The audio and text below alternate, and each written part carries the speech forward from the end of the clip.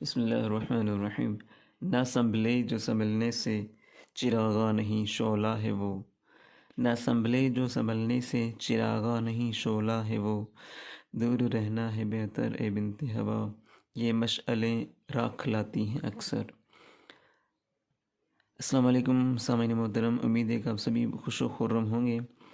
आज की स्टोरी में आप सुनेंगे नेज़ गौर व तलब बात यह है कि किस तरह ये मीडिया जिसे हमें फ़ायदे के लिए इस्तेमाल करना था, सीखना था कि इसे किस तरह इस्तेमाल करना चाहिए, मगर कमफ़हमी या फिर किसी हद तक ऐसे टीवी शोज़ जो हमारे मुआशरे को जहर आलूद करके ज़िंदगियाँ ख़राब कर रहे हैं, हमारे लिए, हमारे बच्चों के लिए कितनी कितनी कदर नुकसानदेह हैं।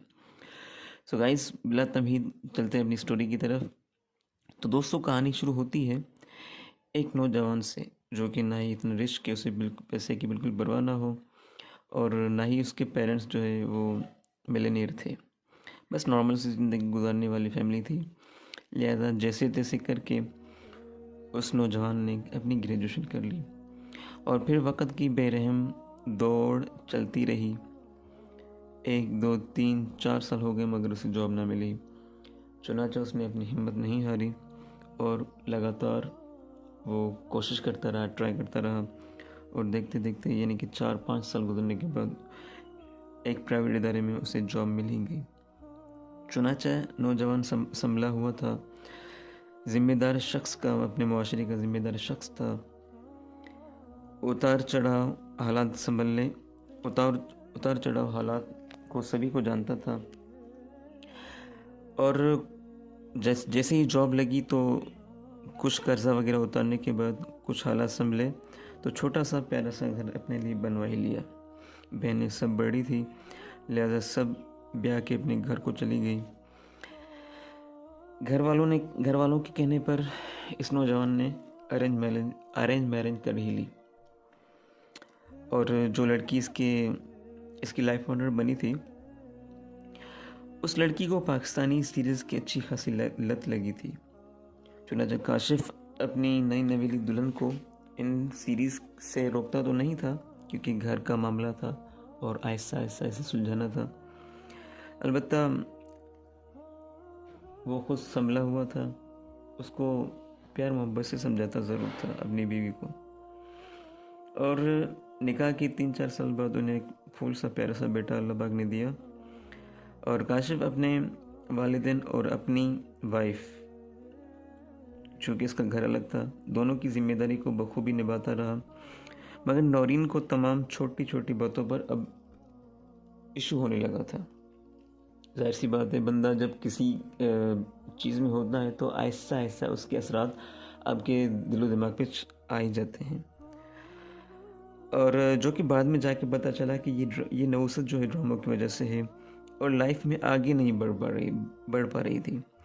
काशिफ नौरीन को लेके साइकेट्रिस्ट को दिखाता है और बाकायदा काउंसलिंग भी करवाता है, मगर नौरीन अब इन बातों में पुख्ता हो चुकी थी।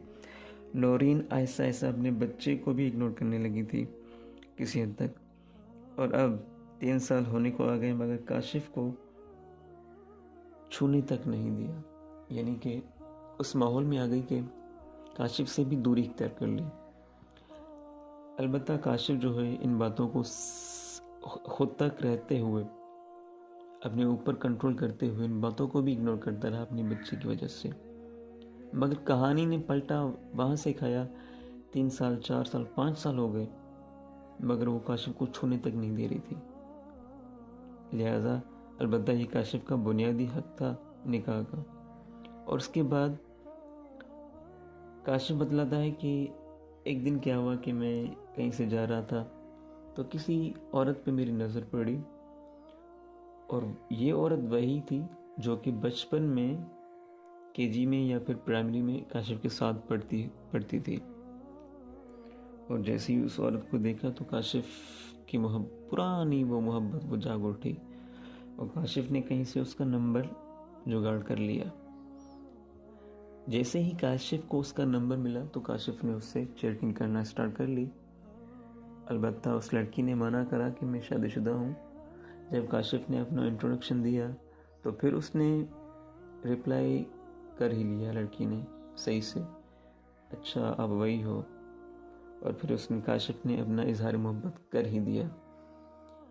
चुनाचे उसने मना बहुत करा कि मैं अब शादीशुदा हूँ, एक मेरी पूरी फैमिली है, इन बातों में आप अब मत आओ, क्योंकि वक़्त जो है एक हिस्सा था वक़्त का, मगर हम अब आगे बढ़ चुके हैं। चूँकि काशिफ को घर से वो मोहब्बत नहीं मिल रही थी, वो खुद को संभाल नहीं पाया यहाँ पे। और इनकी स्टोरी आगे बढ़ती है और चलते चलते चलते ये दोनों जो हैं सिर्फ चाय पीने तक आ गए थे, यानी कि नॉर्मल होटलिंग वगैरह, चाय कॉफ़ी वगैरह तक आ गए थे।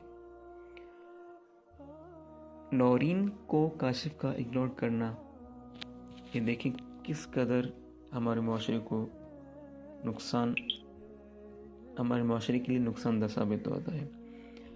जब नौरीन ने इस तसलसल को बरकरार रखा, यानी कि काशिफ को बिल्कुल भी मोहब्बत नहीं दी, तो मजबूर हो कि काशिफ ने पूरी स्टोरी अपनी गर्लफ्रेंड को बतला ही दी।